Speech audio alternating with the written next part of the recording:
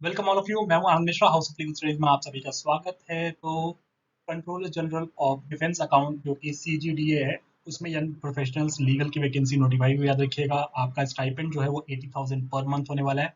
Direct interview based आपका selection होगा। Detail में डिस्कस करते हैं कौन कौन अप्लाई कर सकता है, क्या एलिजिबिलिटी क्राइटेरिया है, कब तक अप्लाई कर सकते हैं और कैसे अप्लाई आपको करना है। ठीक है, हर डिटेल को डिस्कस करेंगे। और आपने अभी तक यूट्यूब चैनल सब्सक्राइब नहीं किया तो फटाफट सब्सक्राइब जरूर कर लीजिएगा।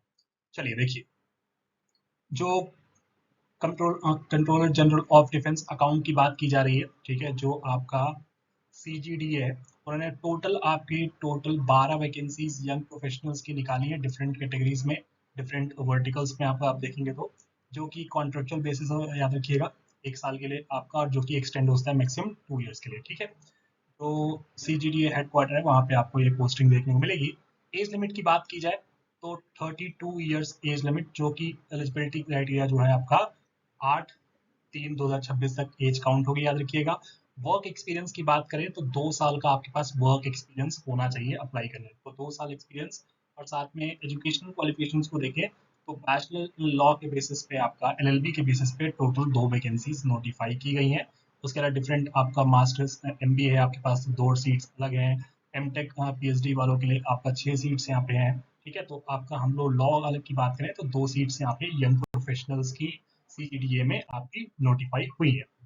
टेन्योर हमने ऑलरेडी डिस्कस कर लिया है कि 1 साल का टेन्योर होगा, जो कि एक्सटेंड होता है मैक्सिमम ऑफ 2 ईयर्स। ठीक है, आपके परफॉर्मेंस बेसिस पे। याद रखिएगा, एप्लीकेशन प्रोसेस जो है उसमें आपका प्रिस्क्राइब फॉर्मेट दिया गया है। जो हम नोटिफिकेशन की बात करें तो वहां से आप लोग देख सकते हैं। मैं डिस्क्रिप्शन बॉक्स में लिंक मेंशन कर दूंगा वेबसाइट का, ताकि वहां से आप लोग नोटिफिकेशन डाउनलोड कर पाए और वहां से प्रिंट निकाल पाए। ठीक है, सिलेक्शन प्रोसीजर की बात की जाए तो सिलेक्शन प्रोसीजर में आपका 2 स्टेज होने वाले हैं। एक रिव्यू किया जाएगा जो आपने डॉक्यूमेंट सबमिट किए हैं, अगर आप एलिजिबल होंगे तभी आपको कॉल आएगी इंटरव्यू के लिए, शॉर्टलिस्ट किया जाएगा। ठीक है, फर्स्ट स्टेज के लिए, जिसमें आपका देख सकते हैं सिलेक्शन आपका 100 नंबर के बेसिस पे होगा। ये 100 नंबर कैसे डिवाइड किए गए हैं उसको जरूर देखिएगा। स्टेज 1 क्या है आपका, पहले शॉर्टलिस्ट कैसे किया जाएगा, एक्सपीरियंस देखिए कि 2 साल 3 साल का एक्सपीरियंस है तो 10 साल, आप 10 नंबर मिल जाएंगे आपको।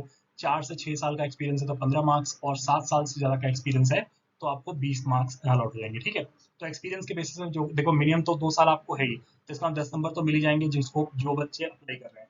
उसके साथ क्वालिफिकेशन को देखें तो अगर आपके पास ग्रेजुएशन या डिग्री है, LLB है मान लीजिए, तो 10 नंबर मिल जाएंगे।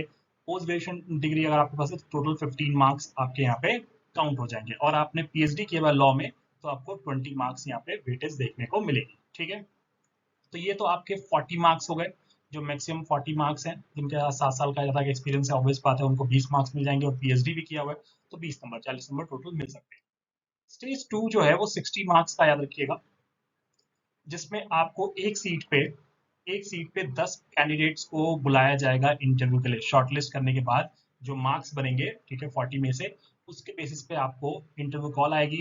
तो 2 सीट्स हैं, याद रखिएगा, तो 20 बच्चों को यहाँ पे कॉल आने वाली है, याद रखिएगा। ठीक है, the interview will carried by panel of 3 persons. ठीक है, 3 लोगों में पैनल में, और अवॉर्डिंग अ मैक्सिमम, ठीक है, 20 मार्क्स टू द कैंडिडेट्स। ठीक है, और उसके बेसिस पे आपका जो तीनों पैनल में जो 20-20 मार्क्स की वेटेज तीनों पैनल के पैनलिस्ट के पास होगी, तो उसमें जो भी आपका स्कोर आएगा तो 60 मार्क्स यहाँ पे देखने को मिलेगा। रिमुनरेशन को देखें तो 80,000 पर मंथ आपका रिमुनरेशन यहाँ पे देखने को मिलेगा। कोई भी अलग से कोई टीए या डीए या HRA आप क्लेम नहीं कर सकते। याद रखिएगा, कोई भी एकोमोडेशन देखो नहीं लिखा मिला, या अदर फैसिलिटीज की बात करें, चाहे वो ट्रेवल है, फोन एक्सपेंसेस है, मेडिकल इंश्योरेंस है, ये सारी चीजें यहाँ पे कवर नहीं होंगी। याद रखिएगा, 8 दिन की छुट्टी आपको यहाँ पे मिलने वाली है। याद रखिएगा, एक्सक्लूड किया गया है गस्टेड हॉलीडे। गस्टेड हॉलीडे तो छुट्टी होगी, इसके अलावा भी 8 छुट्टियां आप एक कैलेंडर ईयर में ले सकते हैं। याद रखिएगा, तो पहले तो देखिए, फॉर्म की डेट आपकी एक्सपायर हो चुकी थी, जिसको दोबारा रिवाइज किया गया है।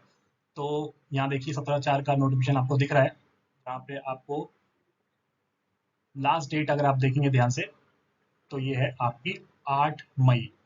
8 मई तक आप अप्लाई कर सकते हैं, लास्ट डेट है, याद रखिएगा। और यहाँ पे देखिए, एप्लीकेशन को कहाँ भेजना है, ईमेल के थ्रू आपको, ये पर्टिकुलर ईमेल आईडी है, यहाँ पे आपको भेज देना है, ईमेल कर देना है। ठीक है, और शॉर्टलिस्ट होंगे तो ऑब्वियस बात आपको मेल आ जाएगा, रिवर्ट आ जाएगा। तो ये सारी चीज़ें अप्लाई ज़रूर कर दीजिएगा। कोई दिक्कत हो, डाउट हो, मुझसे आप कनेक्ट कर सकते हैं, जुड़ सकते हैं। इंस्टाग्राम पे जुड़ सकते हैं, टेलीग्राम ग्रुप को ज्वाइन कर सकते हैं, कॉन्टैक्ट कर सकते हैं और सबसे इंपॉर्टेंट यूट्यूब चैनल को सब्सक्राइब करना ना भूलिएगा। Thank you so much.